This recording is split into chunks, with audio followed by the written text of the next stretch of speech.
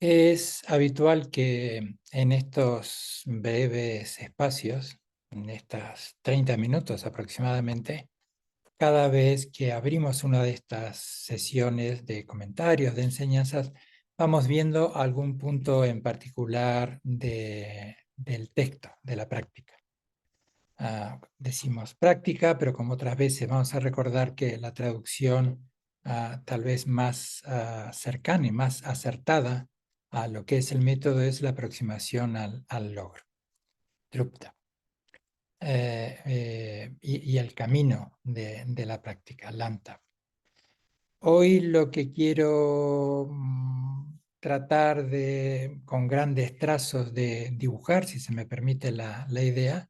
es el contexto donde ubicar a través de una mirada histórica de cómo las enseñanzas del Buda, desde las enseñanzas, desde la primera enseñanza que fuera enunciada por el Buda, las cuatro nobles verdades, en ese recorrido tan profundo del que hoy somos afortunados en acceder y el de varias tradiciones, pues ir viendo el legado que se nos está ofreciendo. Y por esto he pensado en contextualizarlo, porque a veces pareciera que por un lado están las enseñanzas del Sutrayana, por el otro lado están las enseñanzas del Mahayana, por allí anda el budismo zen en algunas geografías, por allí anda el budismo tibetano en otras geografías.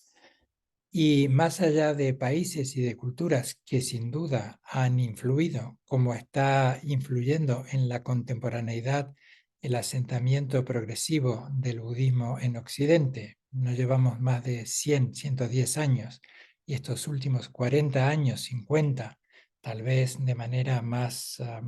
presente y cada vez más presente el budismo, tiene fronteras muy permeables. Y esa permeabilidad al mismo tiempo es muy celosa en el cuidado de la esencia. De eso son responsables los grandes maestros que históricamente han hecho dialogar al budismo con la contemporaneidad y con la cultura. Pero hoy lo que quiero es recordar o traer, comentar más que recordar, este recorrido tan rico y que en el que está presente en cuanto a unidades de tiempo siglos. Podríamos decir hace 2500, 2600 años atrás, el príncipe Siddhartha Gautama se encuentra con cuatro hechos que hoy lo llamaríamos con cuatro interrogantes existenciales. Más allá de lo que pueda decir la hagiografía, y a veces el colorido y la prosa no son fieles a la realidad, pero más allá de si es un resumen histórico, lo principal es la esencia de esos cuatro encuentros con la enfermedad, con la ancianidad, con la muerte y con un renunciante. Podríamos decir que de alguna manera esos cuatro sucesos que tanto nos conmueven hoy en día fueron los que le llevaron al Buda, al príncipe Siddhartha, a marchar en tratar de encontrar respuestas auténticas. Llevado por la curiosidad, llevado por el entusiasmo, llevado por la urgencia de satisfacer respuestas a esos cuatro planteamientos vitales, que es el de envejecer, el de enfermar, el de morir, y qué es lo que podemos, cómo podemos honrar esta preciosa existencia humana como muchos siglos después se enunciara en los cuatro recordatorios. Sin duda, todos nosotros nos hemos planteado en algún punto de nuestra vida, de una u otra manera, estos cuatro puntos. El Buda sale a buscar respuestas y lo que entiende primero como punto de partida es la renuncia a lo que hoy diríamos una zona de confort, lo que hoy diríamos todo aquello que anquilosa la reflexión, el pensamiento, todo aquello que aletarga la reflexión. En este caso, la comodidad, el lujo, el boato, el poderío, en términos mundanos son tan importantes, pero en términos existenciales no solo que no son importantes, sino que son una auténtica traba y un obstáculo para ese progreso. Bien sabemos los años de mortificación a los que se imprimió en su práctica el Buda, un recorrido que no hace falta mucho pues, traerlo a la memoria porque es bastante conocido por todos. Hasta que finalmente en Bodh Gaya alcanza la cima de la comprensión de la sabiduría y de su expresión máxima que es la compasión. Demora 49 días, 7 semanas, curiosamente, o no tantas, las mismas semanas, el mismo tiempo que en las enseñanzas en tantos siglos posteriores el budismo tibetano pues abordara el periodo entre el bardo del nacimiento y el de una nueva existencia. En esas 7 semanas, el Buda se plantea dar a conocer o no su experiencia. Entendía que la profundidad de su experiencia, aquella experiencia vital, pues tal vez no habría de ser comprendida por aquellas personas que le interrogaran. Finalmente decide hacerlo. Y en las 4 nobles verdades, esto que aparece en un lenguaje muy simple, tiene una profundidad extraordinaria. De hecho, de esos 4 elementos, dukkha, el sufrimiento, su origen, el cese y el camino que conduce al cese del sufrimiento, estas 4 puntos son como 4 matrices de la que emerge todas las enseñanzas del budismo independientemente de la escuela y del tiempo. Las 4 nobles verdades, dukkha, una palabra sánscrita que tiene tantísimas acepciones cuando las traducimos a otros idiomas, cuando la traducimos al castellano, que va desde el sufrimiento mayor, aquel, por recordar otra vez, al que se enfrenta el príncipe Siddhartha Gautama cuando ve cómo se envejece, cómo se muere, lo que es el proceso de la enfermedad, de la agonía, y esa otra posibilidad de redimensionar su existencia cuando le inspira la presencia de un sannyasin, de un renunciante. Dukkha es no solo los sufrimientos mayores, como estos que podemos citar o cuando hablamos de los 8 sufrimientos, de estar cerca de lo que no deseamos, lejos de lo que anhelamos, ser testigos de cómo todo lo que se reúne se disgrega, que todo aquello que se construye, pues se desmorona, y estos otros puntos de nacer, envejecer, enfermar y morir. Pero el budismo entiende que toda manifestación, por simple y trivial que nos parezca, incluso podríamos pensar en el aburrimiento, en una pequeña incomodidad, en un pequeño malestar, todo lo considera como sufrimiento en contraposición a lo que es el estado despierto, que está más allá de, o que está presente en esos estados sin importar la magnitud de ese sufrimiento. Si exploramos segunda y tercera noble verdad, el origen del sufrimiento y el cese del sufrimiento, y si hacemos una mirada en el derrotero histórico de los primeros 400, 500 años que pasan después del paranirvana del Buda, pues vamos viendo cómo todas esas enseñanzas, primero heredadas o legadas por el propio Buda, que bien sabemos que no constituyó una escuela, un sitio formal de enseñanza, sino que conforme al público con el que se fuera encontrando, iba respondiendo de una u otra manera. Siempre esos principios fueron expresados en dependencia de la audiencia. Cuando el paranirvana del Buda y 100 años después comienzan los primeros concilios y se empiezan a agrupar por temas, esta reunión de Nikayas, esta reunión de sutras, estos compendios a los que le llamamos Nikaya en la traducción temprana del budismo, comienzan a ordenarse por extensión en principio, de larga, mediana o corta extensión. Más adelante comienzan a ordenarse por temas. Sea de una manera o sea de otra, empezamos a acceder de una forma más ordenada a todo ese rico legado, a todo ese rico magisterio que nos dejara el Buda, explorando cuál es el origen del sufrimiento y cuál es el origen de esa unidad, vamos a llamarla, el yo que experimenta ese sufrimiento. Por un lado, explorar cómo nace el sufrimiento y fundamentalmente quién experimenta ese sufrimiento.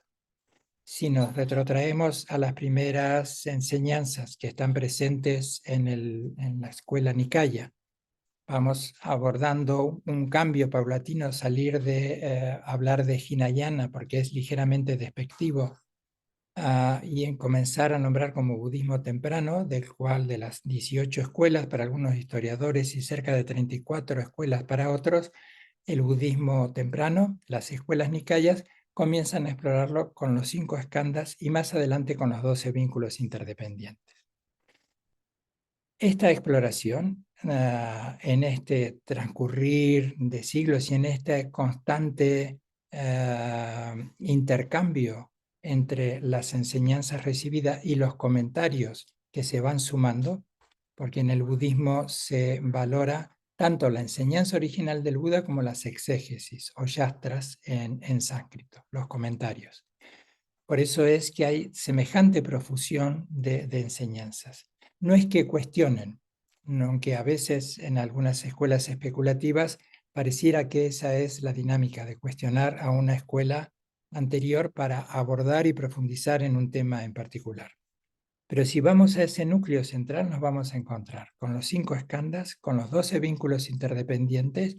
y ya estamos viendo ese proceso de cómo algo que fue enunciado de una manera muy simple, una verdad muy profunda, pero explicada de una manera muy simple, y alguien que no se presenta como un salvador, sino que se presenta como alguien que enuncia 4 principios que están presentes en todas nuestras vidas: el sufrimiento, el origen, la posibilidad del cese del sufrimiento a partir de su conocimiento de cómo se origina y el camino que conduce al cese de ese sufrimiento.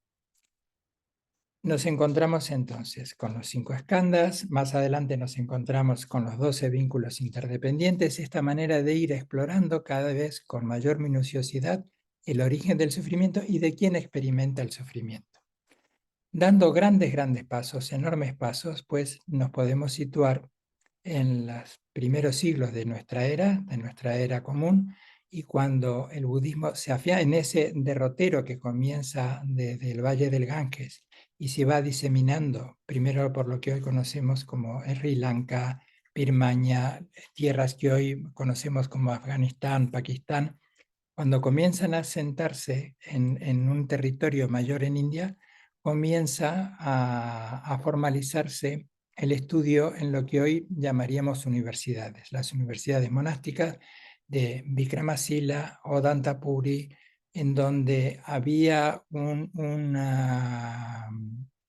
actividad enorme en la que la confrontación dialéctica, el explorar, el debate, estaba constantemente en juego. Puede servir algo que en principio parece anecdótico, pero que refleja la envergadura de aquellos debates, que cuando 2 maestros se enfrentaban en un debate dialéctico, en un duelo dialéctico, el maestro que era derrotado pues asumía el punto de vista filosófico de quien la había derrotado, tanto él como sus discípulos. Estamos hablando en esta suerte de universidades monásticas de Vikramasila o Dantapuri, Nalanda, 10.000, 8.000, 13.000 monásticos de distintas tradiciones en esta confrontación y en esta exploración constante. Producto de todo ello, y en estos primeros 5 o 6 siglos, hasta que comienza su declinación en India, pues el budismo va dando surgimiento a lo que hoy conocemos como la expresión del budismo tibetano, el budismo indo-tibetano. Las escuelas sánscritas pues absorben o se enriquecen, toman el canon Pali, aquello que decíamos que aquel legado extraordinario de comentarios de las enseñanzas originales y de comentarios, cuando comienzan a agruparse en el Abhidharma y luego en los comentarios y en las maneras subsiguientes de cómo ordenar toda esa información, hoy lo nombramos como el canon Pali. El canon Pali es el fruto y la base de la tradición sánscrita, la que luego dará origen al canon tibetano y al canon chino. Si hacemos una mirada de orden académico al budismo, nos encontramos con 3 cánones: el canon Pali, el canon tibetano y el canon chino. Cuando hablamos del canon tibetano, pues debemos entonces hacer mención al Kangyur y al Tengyur, que su traducción más cercana es aquello que ha sido dado, aquello que ha sido entregado por el Buda, K de palabra, Kangyur, el compendio de enseñanzas, y el Tengyur, los comentarios, las exégesis. De una u otra manera, en los monasterios, en los templos, incluso aquí en nuestro centro, de una manera proporcional al espacio, está esto presente en nuestros altares cuando representamos el cuerpo del Buda con una estatua, la palabra con los textos, cuerpo, palabra y mente. A veces suele estar allí pues una estupa que está representando también el cuerpo o la mente, o una esfera transparente que hace alusión a la claridad de la mente.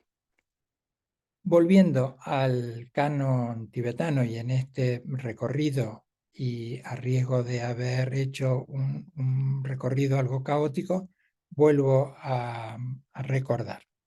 las enseñanzas originales del Buda, todos sus comentarios, el origen de la Abhidharma, del canon Pali, las tradiciones y las escuelas del sánscrito, que con el tiempo evolucionan en 4 escuelas. Las 2 primeras, las realistas, la escuela sautántrica y la vaibhásica, y las 2 siguientes, la escuela Chittamatra, Yogacara o Solamente, y la escuela Madhyamaka. Estas 2 últimas, y particularmente la escuela Madhyamaka, son las que se asientan en el Tíbet y son la columna vertebral del pensamiento y de la práctica.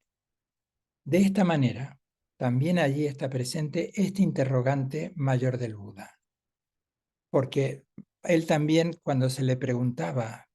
cuál había sido su enseñanza, lo decía de una manera muy simple y muy concreta. No he enseñado otra cosa más que el origen del sufrimiento y el cese del sufrimiento. En esa breve frase y en las 4 nobles verdades están comprimidas todas las enseñanzas del Buda y todo el legado posterior. Cuando desde las escuelas realistas o desde las escuelas del budismo tibetano, las escuelas filosóficas, metafísicas, ontológicas, comenzamos a explorar el origen del sufrimiento, pues hay allí también un extraordinario recorrido que vuelve a retomar la idea de los 5 skandhas, de los 12 vínculos interdependientes, y comienza a enriquecerlo con su propia mirada, una mirada exhaustiva, profunda, en la que de una manera secuencial y sobre todo mucho más pormenorizado en los textos, en las escuelas, en las yedras. El término yedra, cuando lo traducimos del tibetano al castellano, pues sería el sitio como una universidad, el sitio de altos estudios. En las yedras, en los sitios de altos estudios monásticos, los primeros textos que se estudian, Dudra y Lorik, Dudra, que es fundamentalmente epistemología, en la que se va estableciendo la base para la discusión posterior. Discusión en el mejor sentido, discusión como sinónimo de exploración, no como sinónimo de divergencia. Aunque a veces pareciera que en los patios de los monasterios los debates tan acalorados tuvieran este punto, pero es para ellos también, para los monásticos, aún hoy en la actualidad, en los monasterios en los países del Himalaya, es un encuentro que tiene un punto lúdico. Están muy bien reglados, normados, cómo se debe debatir, cómo se debe preguntar, cómo se debe responder. Y está este punto de la picardía dialéctica, que es también una fragancia, un eco que llega desde aquellas escuelas en los primeros siglos de esta era. En los textos Dudra y sobre todo en Lorik, que se va estudiando cómo se forma el pensamiento, lo que hoy estaríamos llamando nuestros mapas mentales, está allí presente este gran interrogante del Buda. ¿Cómo experimentamos, cómo se origina el sufrimiento y quién experimenta el sufrimiento? Y más allá de las escuelas que lo están viendo, pues todas coinciden en que es esta dualidad, el origen de nuestra dualidad es, o el origen de nuestro sufrimiento, diciéndolo de una manera más ordenada, el origen de nuestro sufrimiento está en esta distorsión constante que hace experimentarnos como separados de aquello que estamos observando, de aquello que estamos, me voy a permitir esta palabra, experienciando. Aquello que en palabras del anterior Gyabje Kalu Rinpoche decía, el error activo de la mente que confunde aquello que conoce como el yo y aquello que es lo conocido como el otro. Si vamos a la segunda noble verdad, esta es la exploración. El nacimiento del yo, todas las secuencias en las que se va formando, cómo vamos encontrando o cómo vamos siendo modelados por todos los estímulos sensoriales que vamos recibiendo, cómo las conciencias respectivas se van activando y cómo una sexta conciencia para las escuelas realistas, pues que no experimenta por sí misma, pero que ordena toda la información que le ha llegado, pues acaba estableciendo esa separación, aquello que decía que Abhijekalo Rinpoche, aquello que conoce, que se diferencia o se autoerige como el yo conocedor, no como el aspecto puro de la conciencia que es capaz de conocer. De hecho, cuando en las enseñanzas de Lorik se habla de mente, se dice aquello que conoce sin error. Palabras más, palabras menos, es ese darse cuenta no conceptual, puro, prístino y sin conceptualizaciones. Los 5 vínculos interdependientes, los 5 skandhas, los 12 vínculos interdependientes y todo este recorrido evolutivo, metafísico y ontológico empieza o expresa, explora cómo vamos formando esa realidad que acabamos transformándola en sufrimiento, que nos envuelve en ese sufrimiento. Una vez que hemos hecho esa suerte de diagnóstico, de encontrar el cómo surge el sufrimiento, ahora el interrogante es cómo vamos a trabajar con ese sufrimiento. Si vamos a la cuarta noble verdad, nos encontraremos con el octuple sendero y de esos 8 puntos, la meditación y la acción correcta son los que traigo a nuestro encuentro. La acción correcta, el punto esencial de la virtud como eje del bienestar. Lo que en el budismo Mahayana exploraremos en las distintas expresiones del budismo Mahayana, el budismo tibetano, el budismo vajrayana o el budismo zen, las paramitas. A veces se hablan de 6, a veces se hablan de 10 paramitas, pero es esa referencia constante que en la práctica de Chenrezig, que es lo que habitualmente hacemos los lunes, la encontramos en 7 puntos muy sucintos, pero si comenzamos a explorarlos, vemos la riqueza que eso contiene, que es la plegaria de las 7 ramas. Voy trayendo todos estos temas porque cuando abordamos cómo, desde el budismo vajrayana, cómo alejarnos del sufrimiento, cómo aliviar en principio el sufrimiento y cómo eliminar el sufrimiento, pues por un lado tendremos el recorrido de Shiné, Lactón, Mahamudra, Dzogchen en las escuelas antiguas y además también ese mismo recorrido que de una manera u otra está presente en la práctica del Tantrayana. Cuando hablamos de meditación correcta, cuando hablamos de la virtud como eje del bienestar, en la práctica de Chenrezig lo vamos teniendo presente. Cuando abordamos el conocimiento de la práctica del Tantrayana, nos vamos a encontrar con Khyentse y Dzogchen, creación y disolución. Si hacemos otra vez un recorrido histórico, aquello que estaba presente en el Satipatthana Sutra, los 4 fundamentos de la atención plena, la atención al cuerpo, la atención a las sensaciones y a las percepciones, la atención a las emociones, la atención a los contenidos de la mente. Luego lo vamos teniendo también en el Anapanasati Sutra, el Sutra de la atención plena en la respiración. Eso está presente en la práctica de Vipassana, en la práctica del Acton, visión superior, cuando hacemos las prácticas del Tantrayana. De la mera lectura o de la literalidad del texto no están presentes, pero cuando recibimos enseñanzas vamos viendo toda la riqueza que hay entre líneas y cómo el visualizar, el reflexionar, el mantener en un punto el silencio, el hacer propia la voz que nos estamos escuchando a nosotros mismos y a nuestros compañeros cuando estamos recitando el mantra o cuando estamos recitando las distintas plegarias, vamos condicionando y vamos enriqueciendo y vamos otra vez permeando a nuestra mente para que encuentre el camino que le conduce al corazón. Desde los 4 fundamentos de la atención plena, pasando por el Anapanasati Sutra y todas las enseñanzas que vienen y que también tienen un punto extraordinario de encuentro en el budismo tibetano, cuando abordamos desde Kamalasila, el Bhavanakrama, cuando vamos viendo las 9 maneras de situar la mente, todo esto está presente y luego se hace presente de una manera que cuando somos guiados por alguien, vamos encontrando cómo están entre líneas en toda la práctica del Tantrayana. Esto es lo que quería contextualizar para que nos quitáramos de esa idea a veces que pareciera que el budismo tibetano es algo estanco y que de hecho ha llevado durante muchos años o siglos quizás a ciertos desencuentros entre las escuelas tempranas, las escuelas nikayas y algunas escuelas mahayanas y sobre todo con las escuelas tibetanas.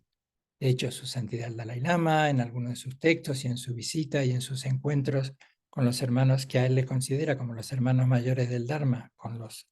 de aquellas escuelas, la que perdura hoy en la escuela Theravada, pues le ha llevado en esta suerte de encuentros ecuménicos dentro del budismo a dejar atrás malos entendidos, diferencias, lo que siempre ocurre cuando no nos conocemos y aquello que siempre ocurre cuando nos conocemos, que disipamos nuestros malos entendidos o que a veces nos lleva a rigidizarnos y a creernos que nosotros somos los poseedores de la verdad y que el otro grupo pues está errado, está equivocado. Es algo que está presente en muchas tradiciones y en el budismo, que no hay una única manera de comprenderlo. Hay distintos abordajes. El abordaje que hacemos desde nuestro centro, el abordaje que hacemos desde Kagyu de Chenlin, el abordaje que se hace desde Dakshan Kagyu, la columna vertebral es el budismo vajrayana, el budismo tibetano.